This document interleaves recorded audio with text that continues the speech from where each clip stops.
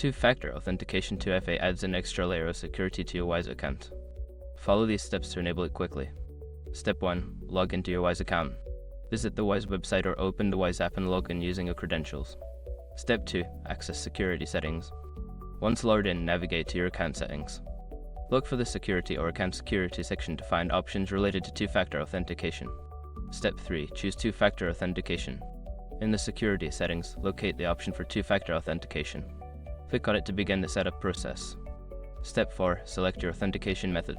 You will typically have options to receive a code via SMS or an authentication app. Choose your preferred method and follow the prompts to link it to your account.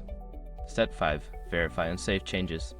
After setting up your chosen authentication method, you will receive a verification code.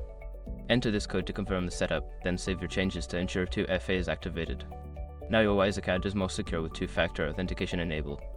Remember to keep your authentication method accessible for future logins.